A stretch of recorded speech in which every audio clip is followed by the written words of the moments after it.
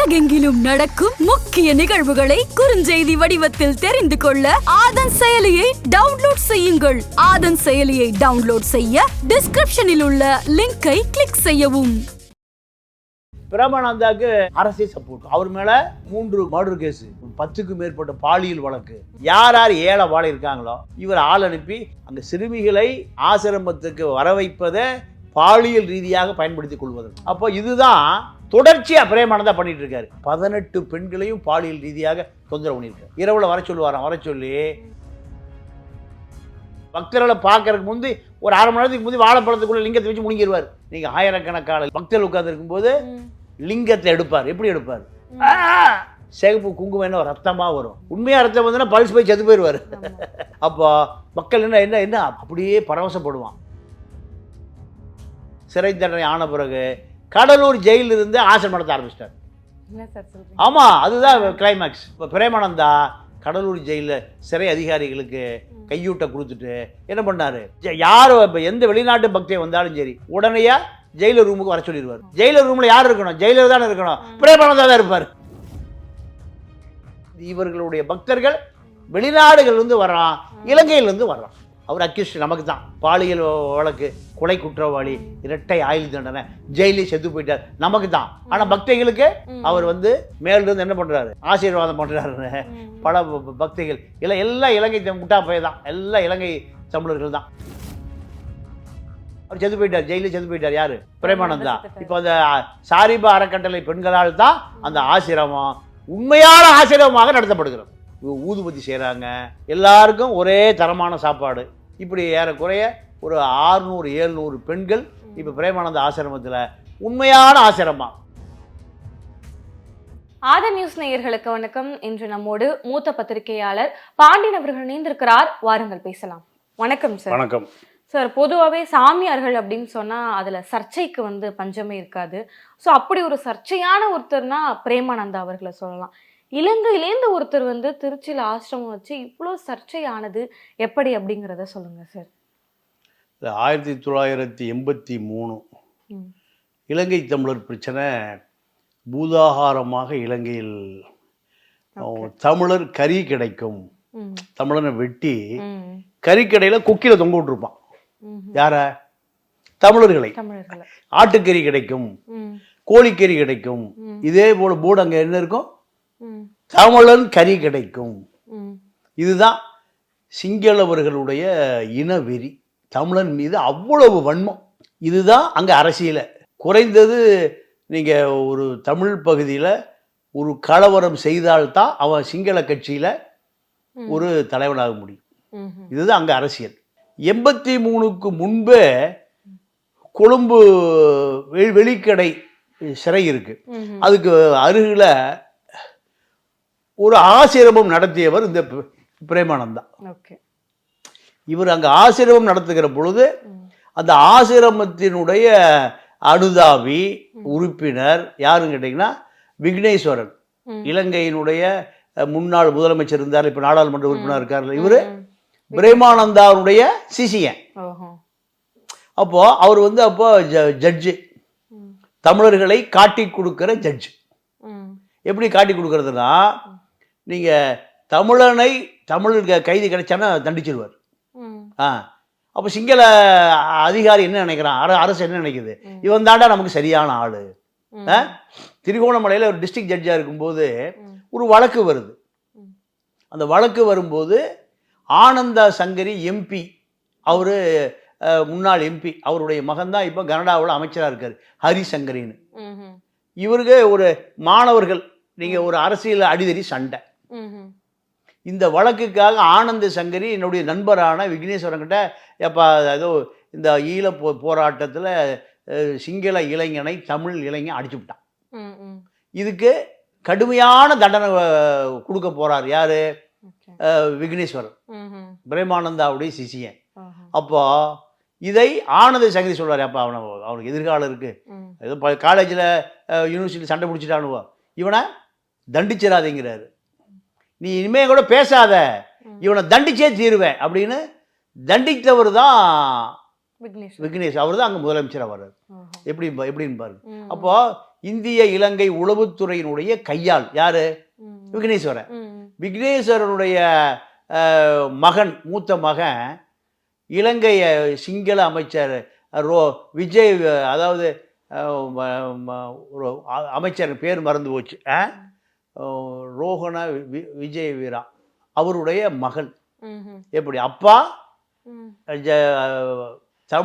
தமிழர், high court judge, supreme court judge, இப்போ வந்து கிழக்கு மாகாண முதலமைச்சர்.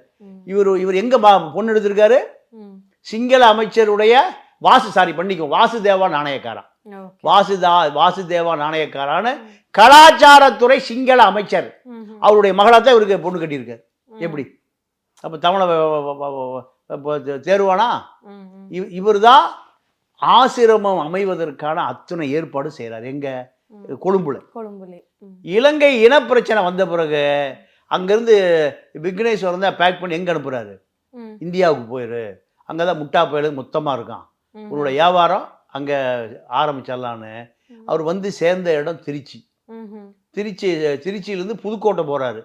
புதுக்கோட்டையிலிருந்து அப்புறம் பாத்திமா நகர் வர்றாரு. இப்ப ஆசிரமம் இருக்குல்ல, அந்த பாத்திமா நகர் வர்றாரு.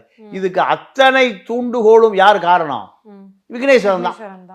நீங்க விக்னேஸ்வரன் முதலமைச்சராக இருக்கும்போது ஒரு ப்ரெஸ் மீட் நானே போயிருக்கேன். இந்த வள்ளுவர் கூடத்து பக்கத்தில் இருக்குல்ல ஒரு பள்ளிக்கூடம் இருக்குல்ல, வித்யோதயா பள்ளிக்கூடத்தில் முதலமைச்சராக இருக்கிற பொழுது ஒரு பத்திரிகையாளர் சந்திப்பு நடத்துறாரு. பத்திரிகையாளர் சந்திப்பு நடக்கிறதுக்கு முன்பு அவர் இலங்கையிலேருந்து இங்கே வர்றாரு. எங்க? சென்னை வர்றாரு. வந்த உடனே நேரம் எங்கே போறாரு? ஒரு முதலமைச்சர் எங்கே போறாருன்னா பாத்திமா நகர் ஆசிரமத்துக்கு போறாரு. அப்போ அவர் ஜெயிலில் இருக்காரு. யாரு? பிரேமானந்தா. ஜெயிலில் போய் பார்க்குறாரு. யாரு? ஒரு மாகாண முதலமைச்சர், இலங்கையினுடைய மாகாண முதலமைச்சர். யாரை போய் பார்க்குறாரு? அவன் கைதி, சிறையில் இருக்கான் அந்த குற்றவாளி. அப்போ கைதியை பார்த்துட்டு ஆசிரமத்துக்கு போறாரு. ஆசிரமத்துக்கு போய் என்ன ஒரு முன்னாள் இலங்கையினுடைய சுப்ரீம் கோர்ட் ஜட்ஜு, ஒரு முதலமைச்சர் ஆசிரமத்துக்கு போனால் ஆசிரமவாசிகள் நீங்கள் அவர் மேலே 3 மர்டர் கேஸு, ஒரு 10க்கும் மேற்பட்ட பாலியல் வழக்கு, இத்தனை வழக்கு இருக்கிற ஒரு ஆசிரமத்துக்கு ஒரு இலங்கை மாகாண முதலமைச்சர் போறாரு. படை பரிவாரம் கூட போலீஸ் கான்வாயோட போறாரு. அப்ப அங்க இருக்கிற சாட்சிகளை என்ன பண்ணுவாங்க? பிரேமானந்தாக்கு சாட்சி சொல்லுவாங்க, எதிராக சாட்சி சொல்லுவாங்களா? முதல் குற்றவாளியே விக்னேஸ்வரன் தான். இலங்கை முதலமைச்சர், முன்னாள் முதலமைச்சர், இப்ப நாடாளுமன்ற உறுப்பினர். இதற்கு முன்பு அவர் இலங்கை சுப்ரீம் கோர்ட் ஜட்ஜு. இவர் தான் பிரேமானந்தாவுடைய நிழல். பிரேமானந்தாவை நான் பிரஸ் மீட்ல கேட்டேன். வித்யோதயால பிரஸ் மீட் நடக்குது. அப்ப நான் அந்த பிரஸ் மீட்ல கேட்கிறேன், ஐயா நீங்க வந்தவுடனே பிரேமானந்தா ஆசிரமத்துக்கு போயிட்டு வந்தீங்களே அப்படின்னு கேட்டேன். அதை பத்தி பேசாத, எனக்கு நேரடியாக அவர் சொன்னது, விக்னேஸ்வரன் சொன்னது. அப்போ இந்த பிரேமானந்தாவுடைய எவ்வளவு பெரிய அதிகார மையம் இருக்குன்னு பாருங்க சார். அவருக்கு இலங்கையில மட்டும் தான் அந்த அதிகாரம் இருந்துச்சா, தமிழ்நாட்டிலயும் இருந்துச்சா சார்? ஏன்னா இவ்வளவு பெரிய ஆசிரமம் நடத்துறதுக்கு தமிழ்நாட்டிலயுமே அந்த ஒரு பவர் அவருக்கு இருக்கணும் தானே சார்? அப்பதானே சார் வைக்க முடியும்? கண்டிப்பா, அருமையான கேள்வி. அதாவது 91, 96 கல்வி மந்திரி பொன்னுசாமி. அந்த பொன்னுசாமி அமைச்சரே பிரேமானந்தாவுடைய ரெக்கமெண்டேஷன் தான் அமைச்சராகிறார். அவர் வந்து புதுக்கோட்டை பக்கத்துல ஒரு தொகுதி. அப்புறம் அவர் ஜெயிலுக்கே போயிட்டார். ஜெயிலில் நம்ம காலம் கடந்தார். அதிமுக ஆட்சியில அவரு ஊழல் பண்ணியதாக, லஞ்சம் வாங்கியதாக சிறையில் அடைப்பட்டு கிடந்தார். யாரு? அமைச்சர் பொன்னுச்சாமி. என்ன காரணம் கேட்டீங்கன்னா, நீங்க இந்த பொன்னுச்சாமி இன்னொருத்தர் நம்ம முக்கியமா சொல்லி ஆகணும். யாருன்னு கேட்டீங்கன்னா, இப்போ இருக்கிற பிடி அரசகுமார். இப்ப அவர் வந்து திமுக இருக்காரு. இதுக்கு முந்தைய பிஜேபியில் இருந்தார்ல, செய்தி தொடர்பாளர் வருவா தெரியுமா? அவருதான் பிரேமானந்தா அலுவலகத்தினுடைய PRO, பப்ளிக் ரிலேஷன் ஆபீசர். அப்போ இவரை புதுக்கோட்டை, திருச்சி இருக்கிற நகைக்கடைக்கு பூரா பைனான்ஸ் யாரு? பிரேமானந்தா. ஆசிரமம் நடத்தி ஆசிரமத்தில் வர்ற பணத்துல என்ன எங்க புதுக்கோட்டை நகைக்கடை பஜாருக்கு பூரா பைனான்ஸ். நீங்க கோடிகள்ல நான் கடைக்கார 500-1000 பைனான்ஸ் வாங்க மாட்டான், தங்க கட்டியா வாங்குவான். அப்போ இது இந்த புதுக்கோட்டை திருச்சியில் இருக்கக்கூடிய பிரபலமான தொழிலதிபர்களுக்கு பூரா பைனான்ஸ் யாரு? பிரேமானந்தா. அப்போ சசிகலா அந்த அம்மா போய் தீவிர பக்தை. சசிகலா பிரேமானந்தாவுடைய பக்தை சசிகலா. சசிகலாவுடைய ரெக்கமெண்டேஷன்ல தான் அமைச்சர் ஆகிறாரு பொன்னுசாமி. அப்போ திவ்யா மாதாஜின்னு அந்த ஆசிரமத்தில் தலைமை பக்தை யாரு, நம்ம நித்யானந்தாக்கு ரஞ்சிதா மாதிரி திவ்யா மாதாஜி. அந்த அம்மா கனடாவுக்கு தப்பி ஓடி போச்சு பல கோடி டாலர்களோட. பல கோடி யாருடைய பணம்? எல்லாம் சசிகலா பணம். அதுதான் கடுமையான கோபம் யார் மேல? பிரேமானந்தா மேல. என்ன காரணம் கேட்டீங்கன்னா, நீங்க இந்த வட்டிக்கு தொழில் பண்றாரு, ரியல் எஸ்டேட் பண்றாரு, இந்த அந்நிய முதலீடு, வெளிநாடுகள்ல முதலீடு, இலங்கை தமிழ் உலகம் பூரா இருக்காங்கல்ல. அப்போ இந்த முதலீடுகளை சசிகலாவுடைய பணத்தை திவ்யா மாதாஜி வழியா கனடாவில், லண்டன்ல, பிரான்ஸ்ல நிறைய பணம் போய் சேருது. அப்படி அந்த அம்மா பல முறை விமானத்துல பறந்து பறந்து போயிட்டு வர்றாங்க. இது இப்படி ஒரு ட்ராக் நடந்துட்டு இருக்கிற பொழுது அங்கு புதுக்கோட்டை, திருச்சி சுற்றி இருக்கக்கூடிய பெண்கள் அறக்கட்டளை ட்ரஸ்ட் இருக்குல்ல, அங்கே இருக்கக்கூடிய அனாதை பெண்களை பூரா தன்னுடைய ஆசிரமத்தில் நான் இப்போ படிக்க வைக்கிறேன், அவர்களுக்கு உதவி செய்கிறேன், அவர்களுக்கு சுயதொழில் செய்து கொடுக்குறேன்னு சுற்றி இருக்கிற ஆசிரமங்கள் இருக்கக்கூடிய எல்லா பெண்களுமே எங்கே வந்து அடைக்கலமாகறாங்க? பிரேமானந்தாவுடைய பாத்திமா நகர் ஆசிரமத்தில் அடைக்கலமாகறாங்க. அடைக்கலமாகிற பொழுது அங்கே பாலியல் அத்துமீறல்கள் தொடர்ந்து புகார் வருது. நீங்க சசிகலாவே அங்க போய் இருக்கு. பிரேமானந்தா ரெக்கமெண்டேஷன்ல ஒருவர் கல்வி மந்திரி ஆகிறாரு. என்ன அனங்காபூர் பொன்னுச்சாமி, ஏதோ பொன்னுச்சாமின்னு வரும், அது பக்கத்து ஊருக்காரு. அப்போ இவ்வளவு அதிகார மையம் இருக்கும், போலீஸ் எப்படி வழக்கு பதிவான்? போலீஸ் ஸ்டேஷன்ல வழக்கே பதிய மாட்டான். ஏவன் கம்ப்ளைண்ட் கொடுக்க அவனை பிடிச்சி உள்ள போட்டுருவான். நம்ம தமிழ்நாடு போலீஸ் அப்படி தானே, அதிகார மையத்துக்கு பயந்துக்குது. அப்போ அங்க ஒரு ஆண் கொன்று புதைக்கப்படுகிறான். அதுக்கப்புறம் தான் பிரச்சனை ஆரம்பிக்கும். இல்ல வர்றேன், கொன்று புதைக்கப்படுகிறான். அப்போ செத்து போன குடும்பம் கோர்ட்ல வந்து முட்டி போது எந்த நடவடிக்கையும் இல்லை, எந்த நடவடிக்கையும் இல்லை. அப்போ இரண்டாவது ஒருவன் அதே போல 3 பேர் அங்கு கொன்று புதைக்கப்படுகிறார். எங்க பிரேமானந்த ஆசிரமத்துக்குள்ள நீங்க 3 மர்டர் கேஸ். அப்போ அந்த அப்பதான் புதுக்கோட்டை டிஸ்ட்ரிக்ட் ஜட்ஜி யாருன்னு கேட்டீங்கன்னா பானுமதி அம்மாள். அந்த அம்மா சுப்ரீம் கோர்ட் வரைக்கும் போச்சு. அந்த அம்மா தான் அங்க டிஸ்ட்ரிக்ட் ஜட்ஜி. அப்போ இதை விசாரிக்க சொல்லி அந்த அம்மாட்டையும் புகார் போகுது. அந்த அம்மா காவல்துறைக்கு அனுமதி கொடுக்குது. காவல்துறை விசாரிக்குது. ஏன் சசிகலா போனா யாரா விசாரிப்பானா? ஜெயலலிதாவே போன மாதிரி. நல்ல வேளை ஜெயலலிதா அங்க போகல. எவனாவது காவி வேட்டி கட்டிட்டு எவனாவது மந்திரம் பார்க்கறக்கு ஆள் இருந்தா, ஜோசியம் பார்க்க ஆள் இருந்தா, அக்காலும் தங்கச்சி அங்கே போயிடுவாங்க. யாரு? சசிகலாவும் ஜெயலலிதா அங்கே போயிடுவாங்க. ஆனால் உண்மையாக பிரேமானந்தா இடத்துக்கு போகல, சசிகலா தான் ரெகுலராக போகுது. அப்போ இந்த புகார் அளவுக்கு மீறி அதிகமாக போய் ஆசிரமத்தில் இருக்கக்கூடிய பெண்கள் ஒரே நாளில் எல்லாம் தெருவுக்கு வந்துடுறாங்க, ஆர்ப்பாட்டம் பண்ணுறாங்க. எங்க? புதுக்கோட்டை திருச்சி சாலையில் ஆர்ப்பாட்டம். பிரேமானந்தா ஆசிரம பெண்கள் சாலை மறியல். செய்தி பத்திக்குது. அப்போ என்னன்னா பிரஸ்ல சொல்லிடுறாங்க 3 மர்டர் கொண்டு புதைச்சி உள்ள போட்டாங்கன்னு. 3 மர்டர் கொண்டு உள்ள புதைச்சி பாடி போட்டாச்சுன்னு. அப்பதான் நீங்க சசிகலாவும் பண்ண முடியல, ஜெயலலிதாவும் பண்ண முடியல, விக்னேஸ்வரனும் பண்ண முடியல. அதை மீறி ஆட்டோ சங்கர் கேஸ் தான். ஆட்டோ சங்கர் கேஸ் எப்படின்னா, அப்ப ஆளுநர் அரசாங்கம் அதிமுக ஆட்சி முடிஞ்சு திமுக ஆட்சி வருவதற்கு முன்பு 2 வருஷம் ஆளுநருடைய ஆட்சி, பிசி அலெக்சாண்டர்னு ஒரு நேர்மையான மனிதருடைய ஆட்சி.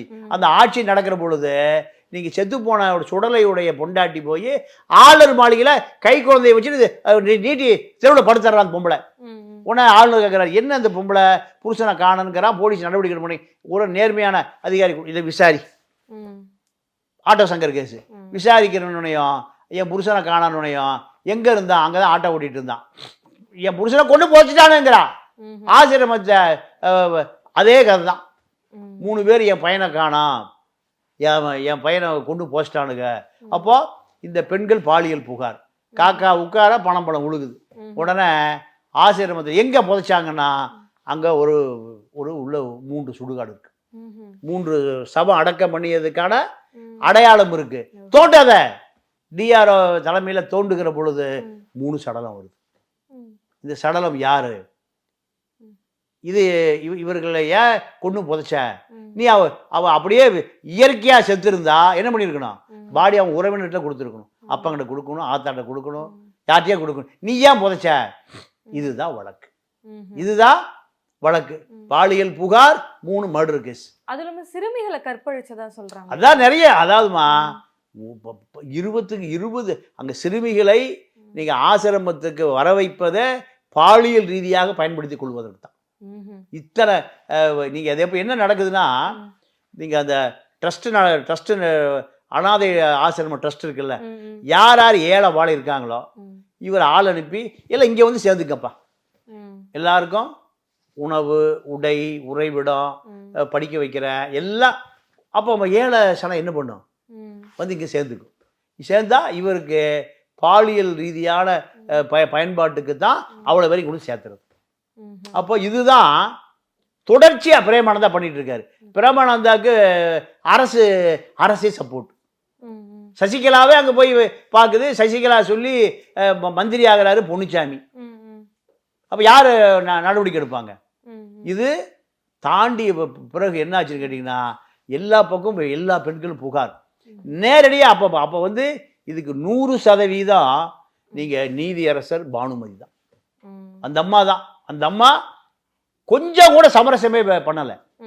என்ன பண்ணுது? உடனே விசாரிக்க சொல்லுது. டிஸ்ட்ரிக்ட் ஜட்ஜி பானுமதி அம்மா இல்லைன்னா பிரேமானந்தா வழக்கே வெளியே வந்திருக்காது.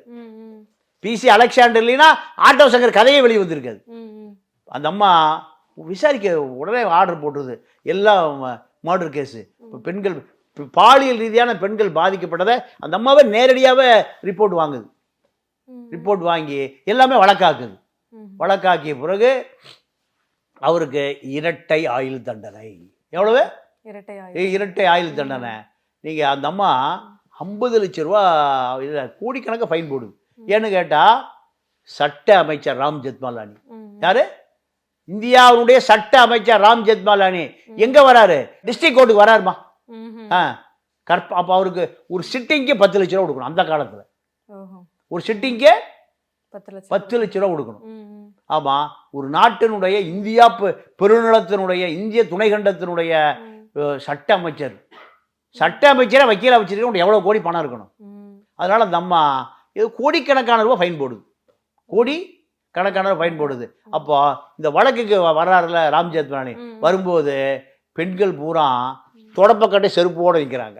யாரை எதிர்த்து? ராம் ஜெத்மலானி எதிர்த்து. நீ இந்த வழக்கில் ஆஜராகக்கூடாது, நீ பல கோடி பீஸை வாங்கிட்டு ஆஜராகிற. இங்கே பல பெண்கள் கற்பழிக்கப்பட்டிருக்கிறார்கள். பல சிறுமிகள் பாலியல் ரீதியாக வன்புணர்வு செய்யப்பட்டிருக்கு. எல்லாத்துக்கும் இந்த அயோக்கியம் தான் காரணம். இவர்களை தூக்கலவோடு குறைந்த கோஷம். இது யார் செய்யறா? திராவிட கழகத்தில் மாநில இளைஞரணி செயலாளர் இருந்தார் KM ஷரீப் தலைமையில் ஒரு 100க்கும் மேற்பட்ட பெண்கள் எப்போ அது கோர்ட்டு கூடுதோ, பிரேமானந்தா எப்போ கோர்ட்டுக்கு வராரோ அன்னைக்கு பூரா என்ன பண்றாங்க? விளக்கு மாறி செருப்பு. அப்போ நீ ஜட்ஜுக்கு அதே ஜட்ஜிட்டு போய் எல்லாம் புகார் பண்றாங்க. என்ன அந்த பொம்பளைங்களாம் விளக்கு மாறி செருப்பை வச்சு நிற்கிறாங்க, கோர்ட்டுக்குள்ளேயே வர முடியல. யாரு? வக்கீலுக்கு பூரா. ஆமா. அப்போ அந்த அம்மா சொல்லிடுச்சு, கோர்ட்டுக்குள்ளதான் நான் கட்டுப்படுத்த முடியும். வெளியில பெண்களுடைய உணர்ச்சி, பல பெண்களை கெடுத்திருக்கான், பல பேரை கொன்னு இருக்கான், புதைச்சிருக்கான், பாலியல் ரீதியா பல வருடம் அவன் தொந்தரவு பண்ணியிருக்கான். அதனால இதை இதை தடுக்க முடியாது. கோர்ட்டுக்குள்ள ஏதாவது அசம்பாவிதமா நான் கண்டிக்கிறேன். இது வெளியில கண்டிப்பதற்கு எனக்கு சட்டம் இடம் கொடுக்கல. அது அவன் மக்களுடைய கோபம். பெண்கள் பூராம வந்து குடும்ப பெண்கள் வந்து நிற்கிறாங்க. ஏன்? அந்த பகுதியில் 100க்கும் மேற்பட்ட சிறுமிகளை அவன் வன்புணர்வு பண்ணியிருக்கான். அப்போ அந்த மக்களுக்கு உணர்ச்சி, பாதிக்கப்பட்ட குடும்பம், அம்மா காரி வந்திருக்கா, அக்கா காரி வந்திருக்கா, இதை போய் நான் எப்படி தடுக்க முடியும்? யார்? ராம் ஜெத்மலானி அந்த அம்மா சொன்ன ஸ்டேட்மெண்ட். அப்போ ஒன்றும் பண்ண முடியல. அப்போ ஒரு ஸ்டேஜில் ஒரு சிட்டிங் 10 லட்ச ரூபா இருக்கு. எனக்கு பணமும் வேண்டாம், செருப்படியும் வேண்டாம், விளக்கு மாத்தாடியும் வேண்டாம் அப்படின்னு வழக்கிலிருந்து விளைக்கிறது யாரு? இந்தியாவினுடைய சட்ட அமைச்சர் வாஜ்பாய் கவர்மெண்ட்ல லா மினிஸ்டர் ராம் ஜெத்மலானி வழக்கிலிருந்து விளைக்கிறார். விலகிய பிறகு பானுமதி அம்மா என்ன பண்ணுது? ம். இரட்டை ஆயுள் தண்டனை கொடுக்குது. ம். இரட்டை ஆயுள் தண்டனை கொடுக்குது. இரட்டை ஆயுள் தண்டனை கொடுத்த பிறகு வழக்கில் இந்த பெண்கள் பூரா சாட்சி. ம்ஹும். இந்த பெண்கள் பூரா சாட்சி. அப்போ அதாவது முதல் புகார் யாருன்னா சாரிபா அறக்கட்டளை தான் முதல் கம்ப்ளைண்ட். ம்ஹும். அவங்க அந்த அறக்கட்டளையிலிருந்து தான் 18 பெண்களை அந்த அறக்கட்டளை சார்பாக அவங்களால மெயின்டைன் பண்ண முடியல, சாப்பாடு போட முடியல, படிக்க வைக்க முடியல, உடை தங்க வைக்கிறதுக்கு இடம் இல்லைன்னு அனுப்புகிறாங்க. ஓஹோ. அவர்கள் தான் நீங்கள் 18 பெண்களையும் பாலியல் ரீதியாக தொந்தரவு பண்ணியிருக்காரு. ம். நான் இரவில் வர சொல்லி நீங்கள் அமுத்தி விடணும், கைகால் அமுத்தி விடணுமா. ம். அதாவது கைகால் அமுத்தி விடணும், அவருக்கு மசாஜ் பண்ணணும். ம். அப்போ இது எல்லாமே பெண்கள் தான் செய்யணும் அப்படின்னு சொல்லி தொடர் அழுத்தம். போகலைன்னா பெரம்பை வச்சு அடிப்பாராம். ஓஹோ. பெரம்பை வச்சு ம். அடிப்பாராம். அப்போ ஒரு ஸ்டேஜுக்கு மேலே அந்த பெண்களால் ம். தாங்க முடியாம என்ன பண்ணுறாங்க, உள்ளே செத்து போகிற தவறு வழியில் இருந்தால் எல்லாம் எங்கே போகிறாங்க? ம். சாலை மறியல். ம். சாலை மறியல், ஆசிரம பெண்கள் சாலை மறியல் தான் 8 கால செய்தியாகுது. ம்ஹும். 8 கால செய்தியாகுது. அப்போ இந்த வழக்கு ம். நீதியரசர் பானுமதியை தவிர ம். அந்த அம்மா வேற யார் இருந்தாலும் இந்த வழக்கு நீர்த்து போயிருக்கு. ம்ஹும். பானுமதி அம்மாவை தவிர யார் இந்த வழக்கில் நீதியரசராக இருந்தாலும் இந்த வழக்கு நீங்கள் நிறுத்து போயிரு. ஏன்னா இந்த வழக்கினுடைய வீரியத்தை நீங்கள் இந்தியாவுடைய சட்ட அமைச்சர் ராம் ஜெத்மலானே வராருன்னா நீங்கள் எவ்வளோ பணம் இருக்குன்னு பார்த்துக்கலாம். ம். வெளிநாடுகளில் நிறைய பணம் பதுக்கப்பட்டது. ம். பதுக்கப்பட்டது திருப்பி சசிகலாவுக்கு வட்டியும் வரல, அசலும் வரல, லாபம் வரல. வரலன்னு என்னாச்சு? அந்த அம்மா ஒரு பக்கம் டைட் பண்ணுது. யாரு? சசிகலா. சசிகலாவுக்கு பணம் கொடுக்க முடியல, திருப்பி பணம் கொடுக்க முடியல. யார் எல்லாம் அடிச்சுட்டு போயிட்டா? திவ்யா மாதாஜி பல கோடி டாலரோடு அவன் பறந்து போயிட்டான். இவர் ஜெயிலுக்கு போயிட்டாரு. அப்போ அங்கே பிஆர்ஓவாக இருந்த நம்ம பிடி அரசகுமார் அவர் அங்கேருந்து தப்பிச்சு போயிட்டார். அப்போ ஆசிரமத்தை காப்பாற்றுறதுக்கு ஆள் இல்லை. வட்டிக்கு கொடுத்ததெல்லாம் வட்டிக்கு வச்சுக்கிட்டான். அதாவது புதுக்கோட்டை நகைக்கடை, புதுக்கோட்டை ஷேர் மார்க்கெட்டு, புதுக்கோட்டையில் மண்டி கடை, திருச்சி வண்டி கடை, திருச்சி நகைக்கடை, திருச்சி ஹோட்டல், பெரிய பெரிய ஹோட்டல் நிர்வாகம், எல்லாத்துக்கும் பல நூற்றுக்கணக்கான கோடி ரூபாய் வட்டி, அசல், முதலு எல்லாம் கொடுத்து எல்லாம் அவன் அப்படி சாப்பிட்டான்.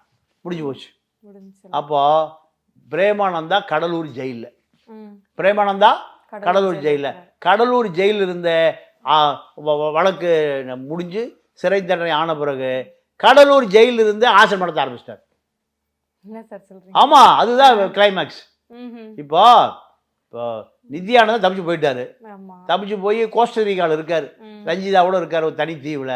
அவர் என்ன சொல்றாரு? இப்போ ஆசிரம் நடத்தாமையே இருக்காரு. நான் இப்போ ஐநா சபையில மெம்பர் ஆயிட்டேங்கிறாரு.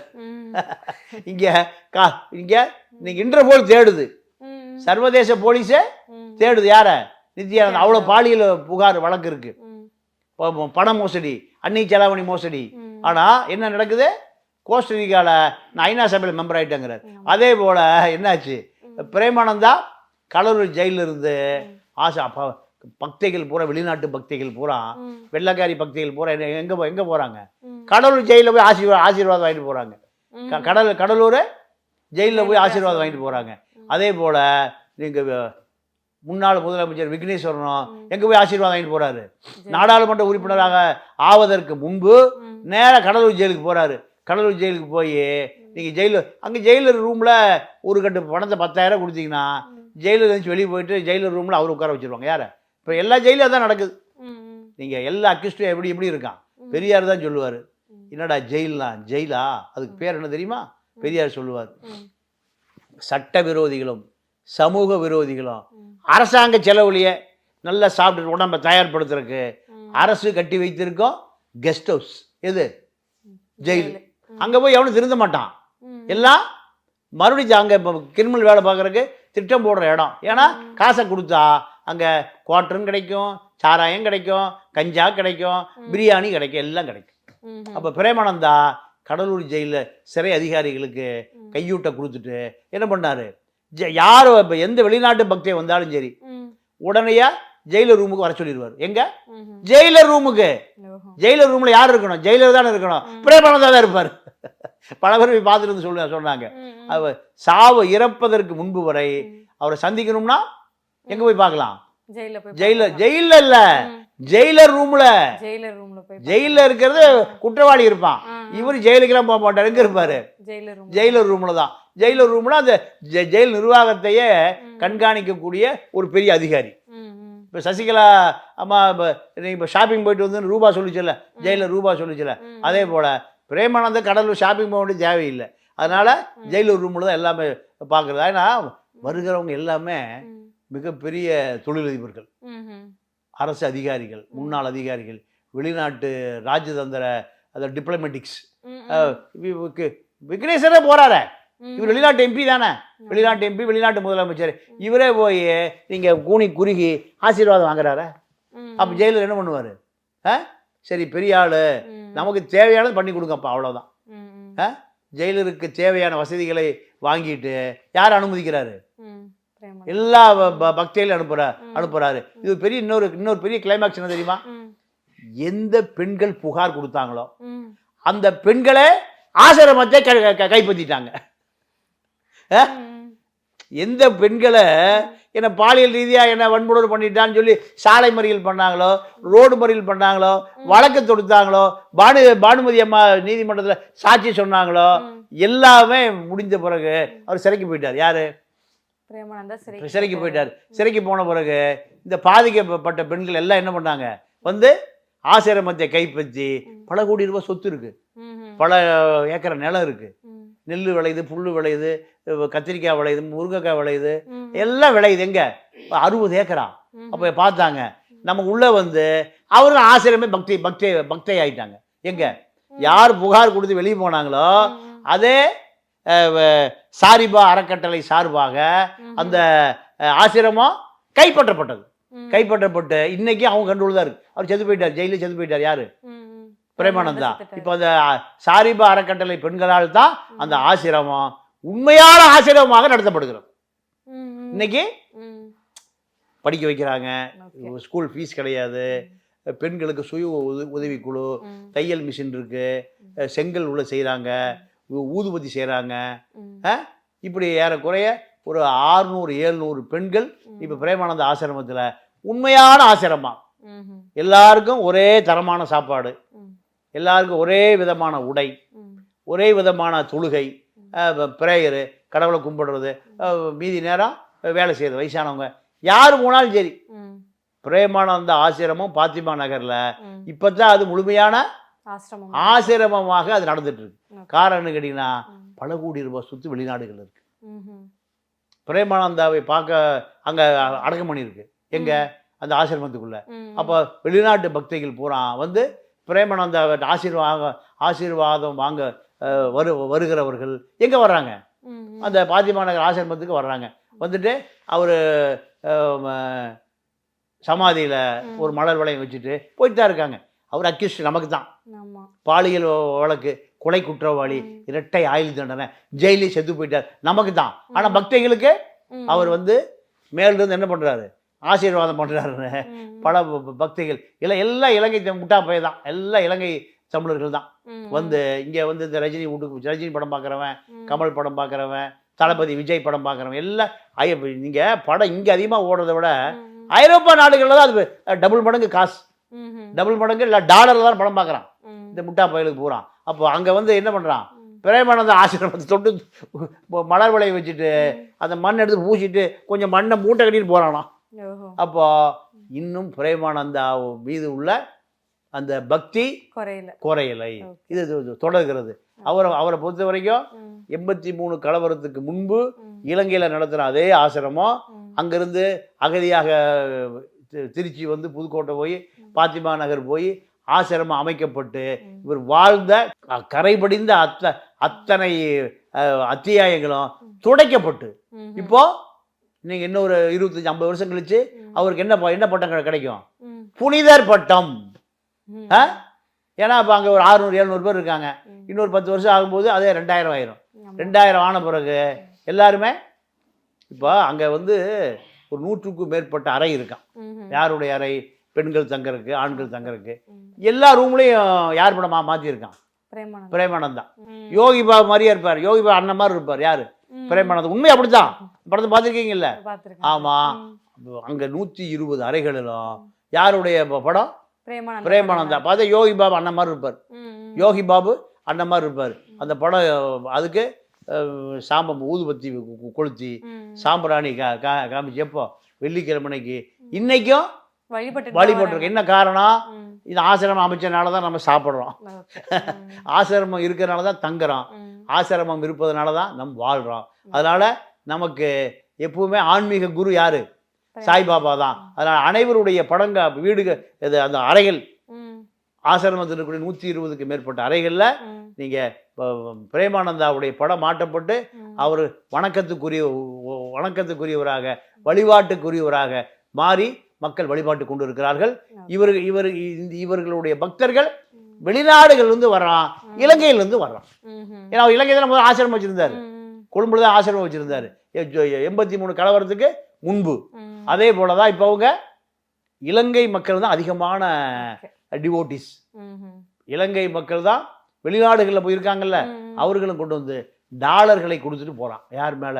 பிரேமானந்தம். என்ன காரணம் கேட்டீங்கன்னா, அவங்க அப்பா பிரேமானந்த பக்தரா இருப்பான், மகன் வந்திருப்பான். மகன் சொல்லியிருப்பான், டே நம்ம பிரேமானந்தா இன்னைக்கு மறந்துடக்கூடாது. ஏன்? நமக்கு அவரு தான் ஆசீர்வாதம் கொடுத்தாரு, அவரு தான் நமக்கு பணம் கொடுத்தாரு, அவர் தான் வெளிநாட்டுக்கு அனுப்பிச்சாரு, பல உதவிகள் செஞ்சிருக்காரு. அதனால அவரு மறைந்தும் நம்மளை வாழ்த்தி கொண்டு இருப்பார். இது இலங்கையில தொன்று தொட்டா வருகிற பழக்கம்.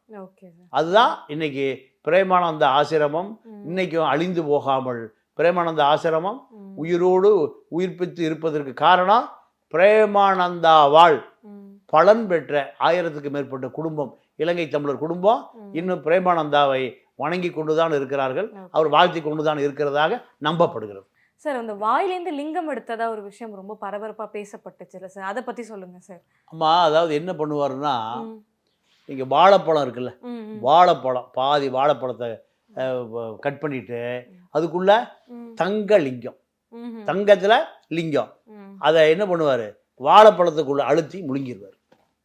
வாழைப்பழத்துக்குள்ள கொஞ்சம் குங்குமத்தையும் அதில் வச்சு முழுங்கிடுவார். நீங்கள் ஒரு அரை மணி நேரம் கழிச்சு வாழைப்பழம் கரைகிற பொழுது லிங்கத்தை இயற்கையாகவே வாமிட் ஆயிடும். லிங்கம் இயற்கையாகவே அது ஜீரணமாக உடல் அதை ஏற்றுக்கொள்ளாது. நீங்கள் வாமிட்டுங்கிறது என்ன? எந்த உணவுப் பொருளையும் உடல் ஏற்றுக்கொள்ளினா அது என்ன பண்ணிடும்? வெளியே தள்ளிடும். அப்போ அதில் அந்த வாழைப்பழத்துக்குள்ள லிங்கத்தையும் வச்சு கொஞ்சம் குங்குமத்தையும் வச்சு நீங்கள் உள்ள முழுங்குற பொழுது அது என்ன ஆகும்? வெளியே வரும்போது சிகப்பாக வரும், குங்குமம் சிகப்பாக வரும். அப்போ பக்தர்களை பார்க்கறதுக்கு முந்தி ஒரு அரை மணி நேரத்துக்கு முந்தி வாழைப்பழத்துக்குள்ள லிங்கத்தை வச்சு முழுங்கிடுவார். பக்தர்கள் நீங்கள் ஆயிரக்கணக்கான பக்தர்கள் உட்கார்ந்து இருக்கும்போது லிங்கத்தை எடுப்பார். எப்படி எடுப்பார்? சிகப்பு குங்குமம் என்ன ரத்தமா வரும்.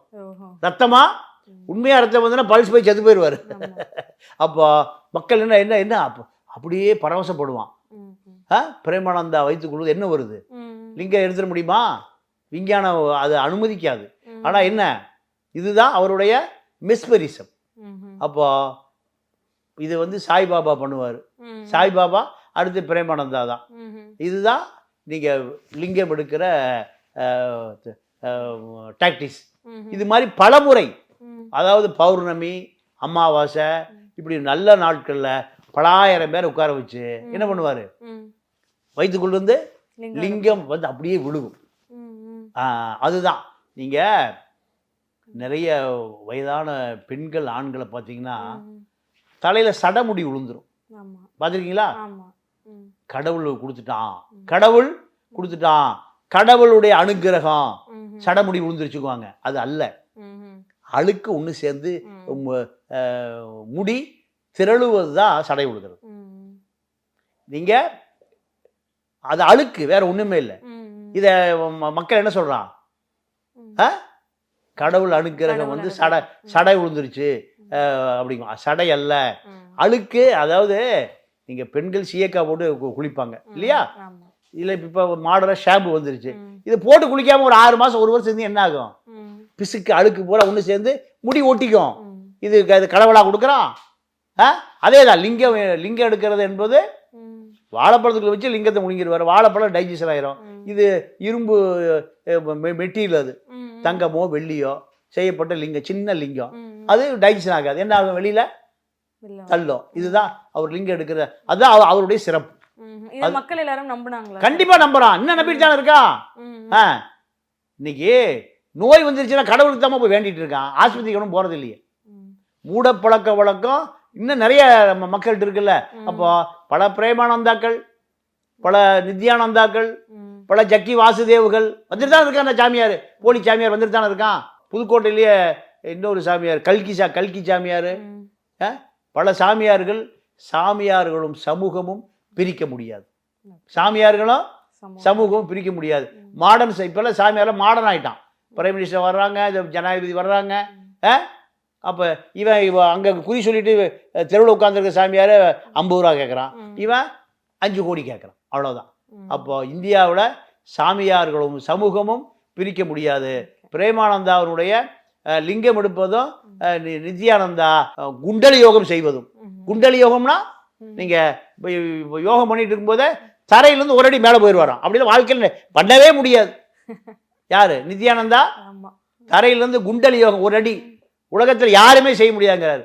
எவரோ கம்பி கை கட்டி தூக்குவானுங்க, வேற என்ன சினிமாவில் அடிக்கிற மாதிரி தான். அப்போ மக்கள் முட்டாளாக இருக்கிற வரை அவர்களுடைய ஆன்மீகம் பணம் பண்ணுகிற ஒரு தொழிலாக, கார்ப்பரேட் தொழிலாக மாறிக்கொண்டிருக்கிறது. ஓகே சார், நிறைய கேள்விகளுக்கு ரொம்ப ஒரு தெளிவான விளக்கத்தை கொடுத்துருக்கீங்க சார். உங்களோட நேரத்திற்கு ரொம்ப நன்றி. நன்றி, வணக்கம். மேலும் வேறொரு வீடியோவில் சந்திக்கிறேன். அதுவரை விடைபெறுவது பவித்ரா முருகேசன்.